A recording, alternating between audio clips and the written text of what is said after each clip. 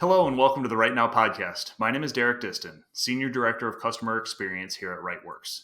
The history of accounting traces its roots back over 7,000 years, back to ancient Mesopotamia. And in the last 7 millennia, the definition and role of an accountant or bookkeeper has changed tremendously. I'm deeply humbled that you've tuned in today, and I'm thankful for the opportunity to speak to a number of people across the industry who have thoughts on the evolution that we are continuing to see today. Joining me today from Wolters Kluwer is Adam Orlowski, Senior Vice President and Chief Technical Officer for Tax and Accounting in North America, and John Barnes, Vice President for Firm Management Solutions for Tax and Accounting in North America. Gentlemen, thanks for joining me today. Thank you. Thank you. Looking forward to the discussion.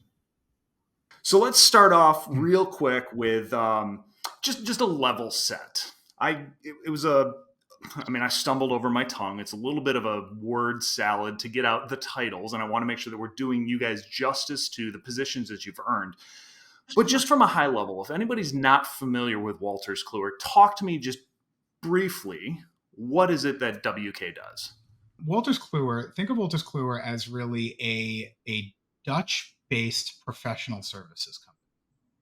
Okay.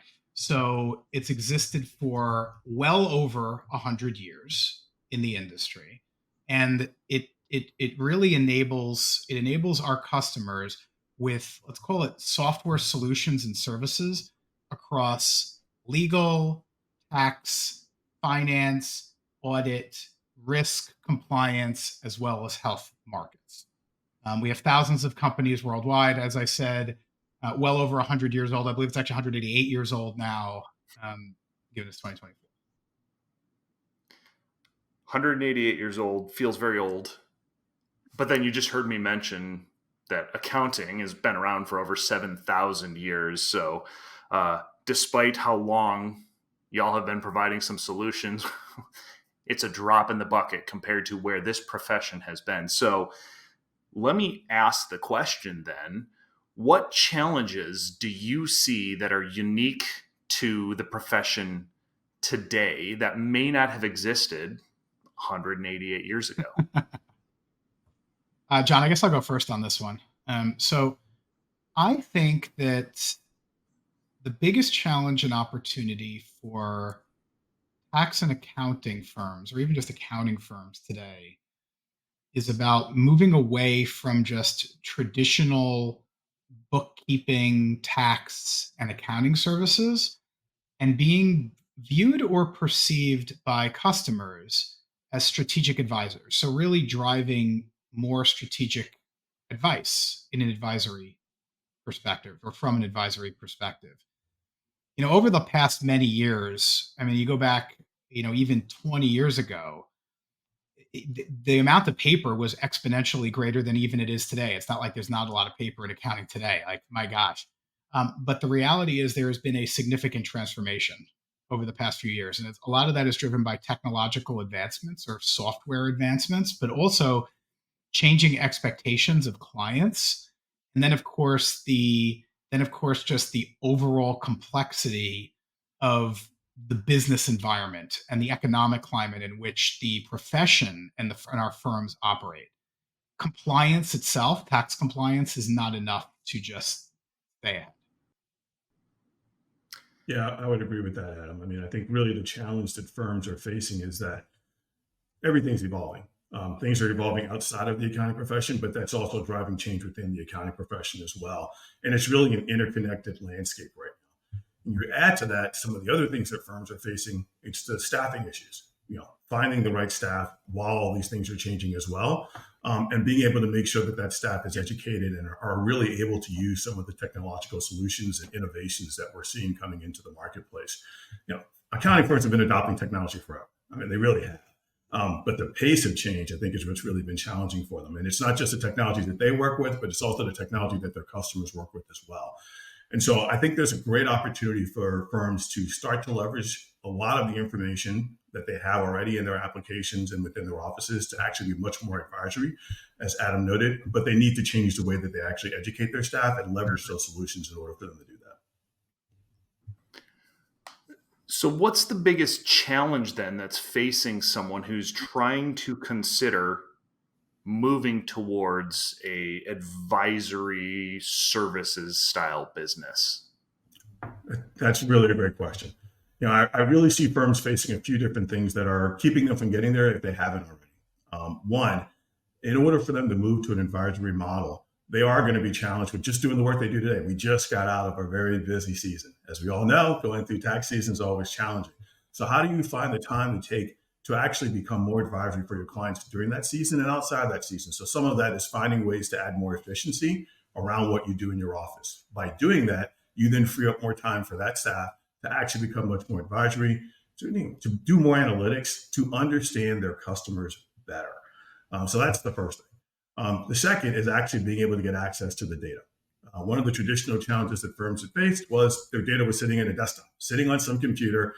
Maybe it was in a bunch of spreadsheets, and some data was in the spreadsheet of a partner on one side of the office, some data was in the spreadsheet of a partner on a different side of the office. Very difficult for them to actually get to the analytics they need in order for them to offer the type of advisory services that they want. That's changed.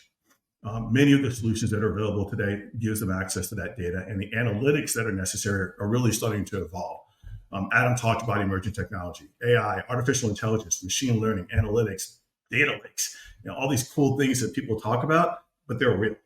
And that really is what's going to enable the firms to start to advance and become much more advisory. And I think the third thing is it's a change in mindset.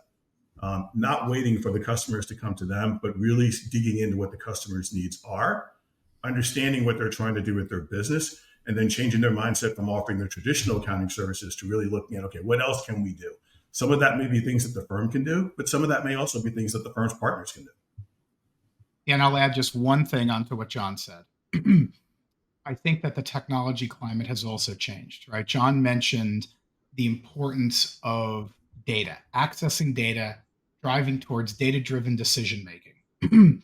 The act of having data, great. There's a lot more data now as a result of software and technology, but then how do you make use of it, right? A lot of times that's through automation. That could be through artificial intelligence, right? And that is in response to demands for near-term insights or immediate insights is probably the better way of saying it.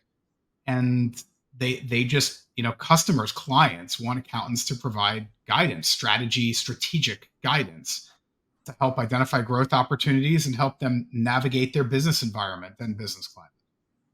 So it's interesting that you mentioned something in there about efficiency. And with the ability to have efficiency, that's where you can find the time to do things like training to become a better advisor, listening to your customers, your clients, to understand what their pain points are and how you can create solutions for that.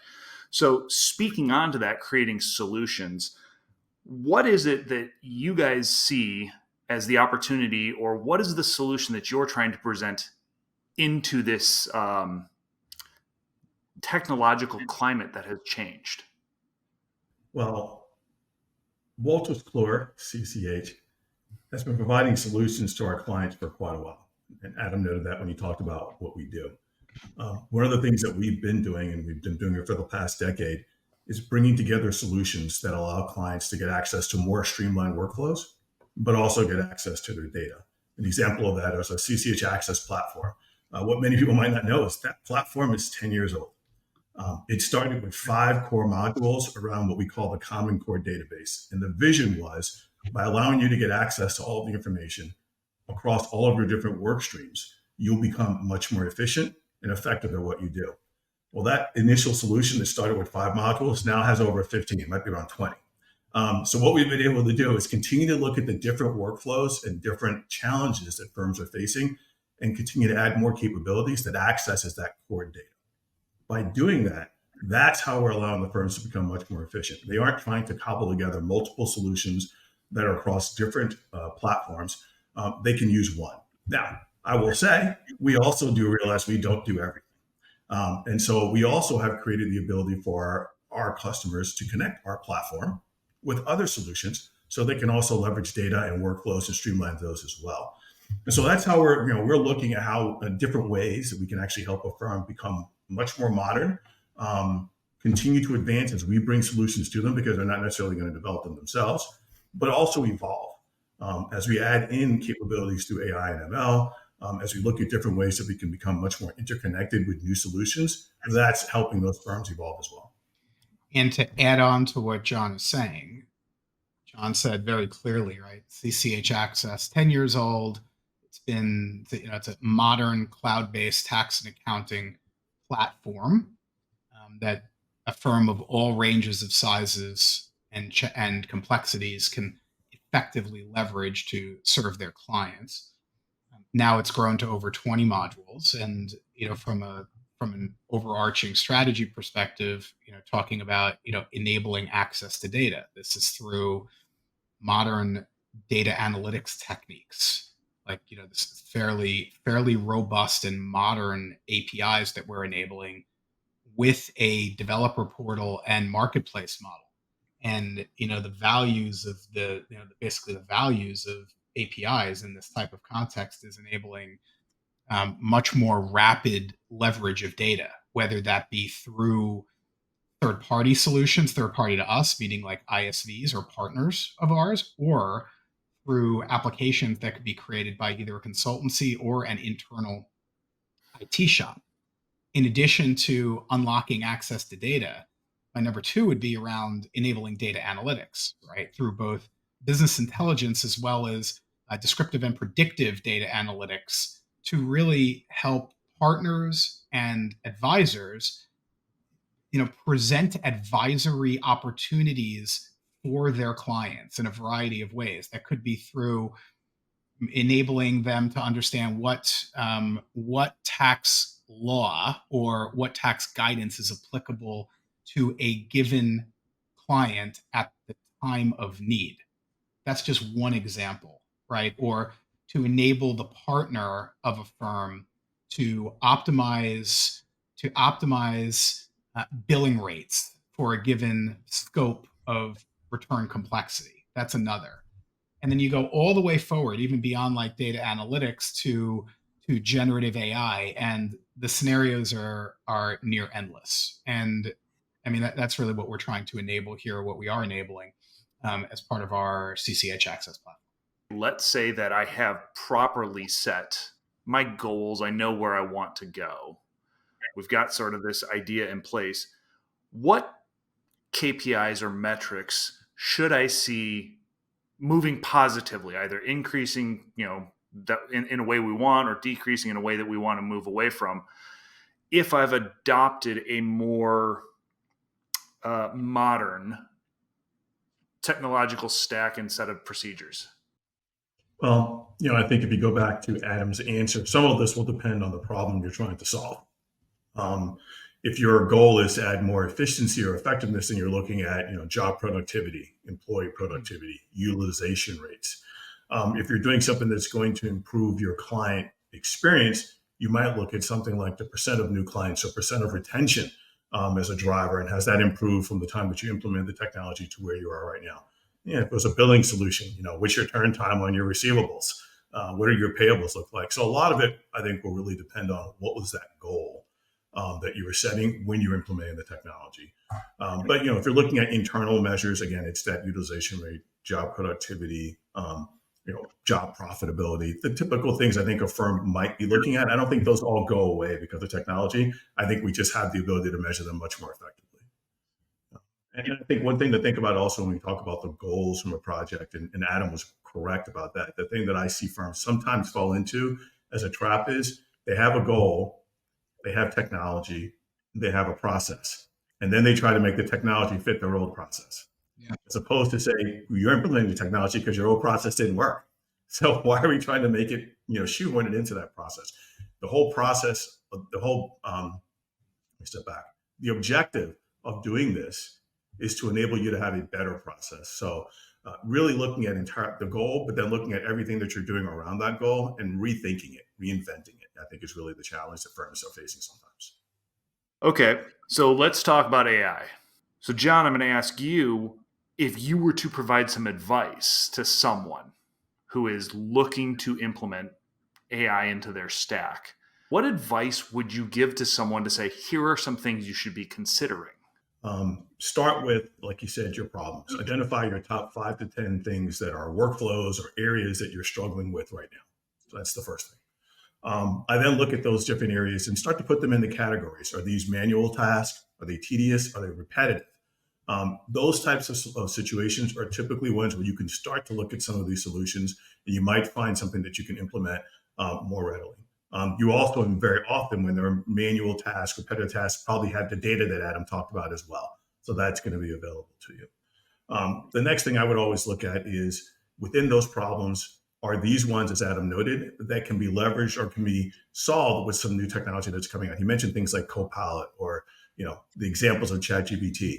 Things like being able to generate correspondences, even if they're starters, are things that you're now starting to see outside of even outside the profession.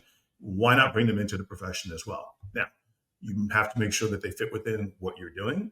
You have some compliance around them and who has the ability to use them, and you can leverage them in the way that you want to. But it's putting the work that you need to do into those specific categories and then starting to look at solutions that may fit it.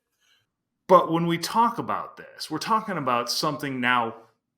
2 years ago, if you'd have said Chat GPT, 99% of the people, 99% of the people in the world would have looked at you and said, I have no idea what you're talking about. In the last 2 years, that has come into the lexicon because generative AI is now something we all know about, whether we use it or not.